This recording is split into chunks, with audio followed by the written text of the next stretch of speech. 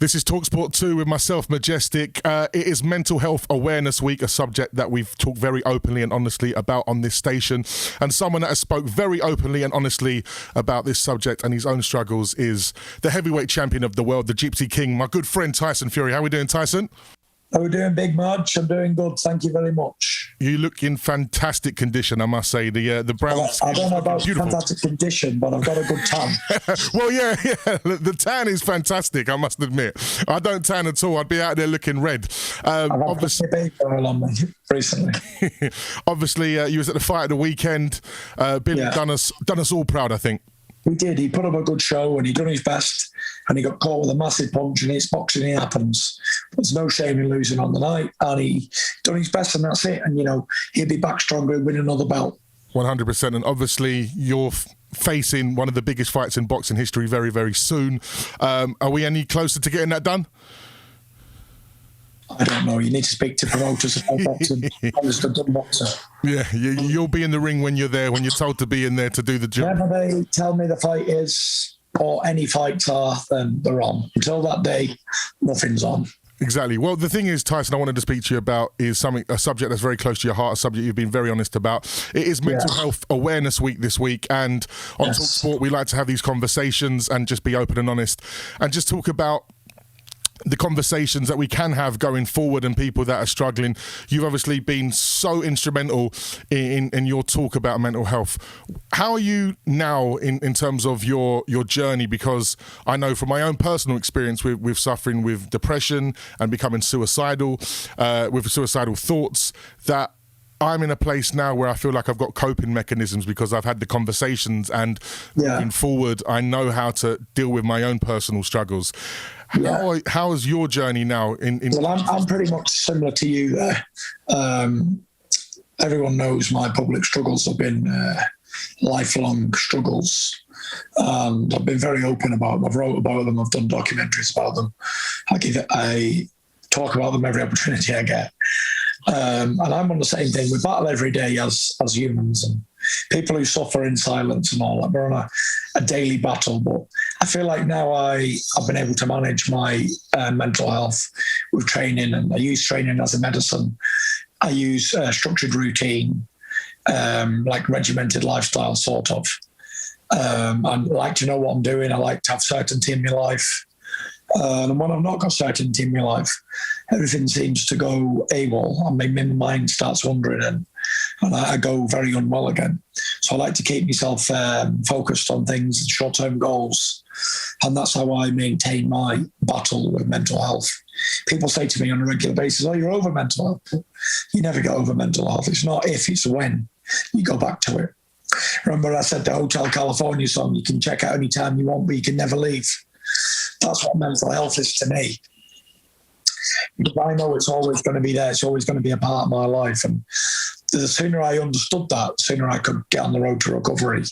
You know, if there's anybody out there suffering right now who don't know what to do or whatever, the best advice I can give anybody is communication with people. To speak to a doctor, your friend, whoever you feel like you can communicate with better, speak to that person, because as soon as you get help, you can start to get on the road to recovery and get back to being well again. My mistake was I never spoke to anybody about it for long periods of time. I just suffered in silence and almost killed me. Very nearly did kill me, actually. But when I started speaking to doctors and seeking medical help, I wish to God I'd done it 15 years earlier. I wouldn't have had to go through a mental breakdown and all the I went through.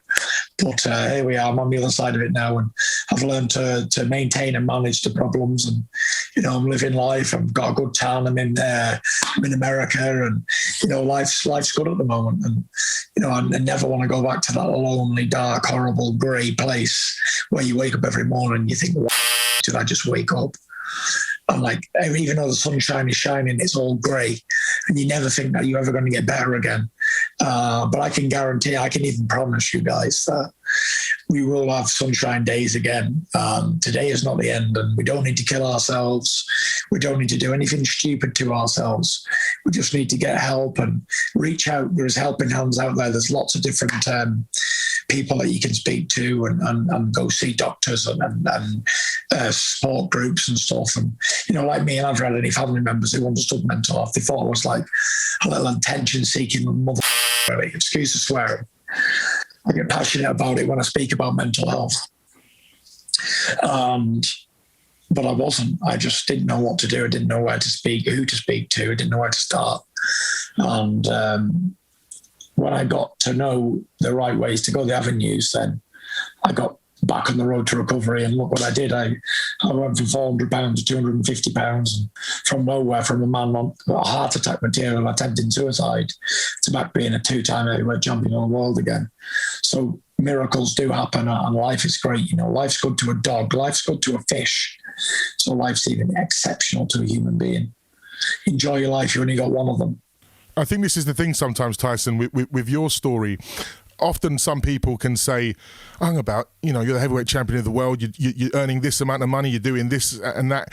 It can't affect you. This is the one message I always want to make clear to everyone, that this struggle that everyone goes through and in different, levels, that it can happen to anyone at any time, and that, this is why the talking part is so important, because there's no point of keeping up an ego or a bravado when we're in these situations, because as human beings, and especially as men, we are fragile. We're all fragile, and no one is untouchable. Mental health isn't. It doesn't care if you're a king. It doesn't care if you're a prince, a queen. It doesn't care if you're a superstar, a rock star. It doesn't care if you're a 9-to-5 guy. It doesn't care if you're a bin man. It will bring you down to your knees and beat you if you let it. But you've got to stand up to it and fight back, This is not one-way traffic. We have the ability to control our own destiny. How will you control yours? That's what you got to ask yourself. How do you want to be remembered? What do you want to do in 5 years? What do you want to do today? What do you want to do tomorrow? How are you going to live today? No time like the present, people. Get up off your ass and do something about it. I always find that a bit of training, a bit of healthy eating, plenty of water, clean food, clean drink really helps me. When I start eating and drinking fizzy pops and stuff, I never feel good. I always feel shit. But when I start cleaning up a bit, go for a little bit of a walk or a run, whatever you can manage as an individual, you will feel better. Do you know what, Ty? Your story resonates so personally with me as well, because I put on so much weight from being a young man to I went to 27 stone, and I've lost about 4 or 5 stone in the last year, and very much inspired by yourself as well. And I'm completely with you in that terms of that physical element is so. It's so parallel to the mental health, because when you're out and you're working hard, you're training, you're walking, even going for walks with the wife now, 10K a day, and we do it, and you just feel energized, don't you? And I remember being in a place personally where I didn't even want to get out of bed, and I've been there. Yeah, this is what I'm saying. This is why these honest, open conversations are so important, because I would spend 5 days just going, I wouldn't shower, I wouldn't go to bed. That moment you choose, and I think this is what you were saying about how do you want to be? How do you want to be remembered? What are you going to do? It's like that old Train Spotting saying, choose life. Do you feel like you chose life and you went, right, I'm fighting through and let's go? And as you said, that acceptance of this is something that's going to be a part of me. It is a part of me, and I'm going to get the necessary help to live with it. 100%. 100%. I think acceptance is the biggest thing in any situation where you go, you know what, I'm accepting that this is part of my life and this is a part of my personality. And what resonates, with all of us when we listen to it is when you're in that dark place, it feels so lonely. And that is why the final message that we really want to say is that even if you feel like you haven't got a friend in the world, there are professionals even out there now that can listen and help us in so many different ways. And I know that you are so instrumental in setting up the Tyson Fury Foundation and helping like Mind and Calm and all these different charities, that they are there 24/7 to help people. Yeah, the people do an absolutely fantastic job, I am an ambassador for mental health, but it's not my 24 hours a day job. These people are 24 hours on call to help people like me, help people like you, help people like everybody out there who's suffering. Mental health is a real killer. It's the biggest killer in men under 35, bigger than cancer, bigger than anything. It's a silent killer, and it's a disability. And just because you can't see it doesn't mean it's not real. And like you said, acceptance. If you're in denial about something, whether you're an alcoholic, a drug addict, a gambling addict, whatever you are addicted to, whatever you're in denial about, the sooner you accept the problem, the sooner you can recover from the problem. So that's the word of the day, people, is acceptance. You know, I've been all of them things, apart from a gambling addict. I've been an alcoholic. I've been a drug addict. I've been a fat. Snap. I've been a food addict. Yeah. There's not much I haven't been addicted to be fair. But, you know, I have recovered and I do feel better for it. Life after mental health, if you manage it, for sure. The last thing we need is for people to give in to the mental health. It is a fight, it is a battle that we will have to continue to battle and fight for our whole life. But, you know, life is so much worth fighting for. So much worth fighting for. And you know what? It's ironic in terms of your sporting life as well, of reaching the pinnacle of the top when you beat Klitschko to now, you know, the comeback. And I've been privileged and honoured to be a part of that comeback with all the ring walk stuff we did together and seeing that journey and that growth. It's just like, you know, imagine, for example, you didn't win that battle with mental health.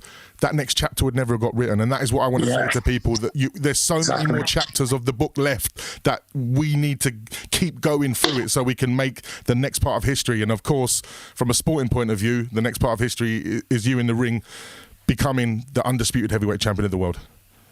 Well, you know, I'm thankful for every day that God gives me. You know, achievements in life are great, but they're not everything. When I age just to achieve stuff, you know, I'm happy when I wake up in the morning. I'm so happy when I wake up in the morning, I breathe fresh air and I'm in a good mood. I see a bit of sunshine, I'm positive. I don't want to kill myself on a daily basis. The rest of it is really irrelevant to me because I'm just happy that I'm in a well mind and I feel fit and I'm out of trouble and everything's good in my life. And, you know, there's been a long period of time when it wasn't like this. So, you know, there was days when I woke up and I was very ill all the time. And I always thought that I was going to end up in a padded room somewhere. I thought I was crazy. It got bad for me. So now I wake up and I enjoy the smaller things in life, like not hearing voices in my mind and not wanting to kill myself every day and having a Diet Coke or going for a coffee, going to the gym. You know, it's not all about having big time sporting events and whatever people, their ambition is. Ambition's great, achievements are great, but, you know, life is better than all of that. Just to live, no matter who you are and what you are, to be alive and be well and healthy is the most important thing we have, because I did a recent mental health video about time. And time is the most precious thing on this planet. People don't realise it, but it's the most expensive thing that we have is time. It's not gold, it's not watches, it's not jewellery, it's not clothes, it's not nothing like that. It's not even family. The most expensive thing that we have, the most precious thing we have is time. Because without time, the rest of it don't exist. And if I had the ability to pick any superpower in the world, it would be to control time. Because then I control the universe. Like Bernard's watch back in the day. Remember Bernard's watch when you could stop the time? Stop the time, yes. Epic. We're showing our age there, big man. We are. But on that note, I just want to say big shout out to marbella.co.uk and my guys at Wow Hydrate, always supporting the Gypsy King, looking after me for long periods of time. And big shout out to all my followers, all my fans, everybody who supported me in my career. Just want to say I love all of you guys, each and every person, man, woman, child, anything you are, even dogs, anything who support Gypsy King. I got mad love for you all, and, you know, keep batting and we'll all get there in the end. We are a united army. Come on, the Reds!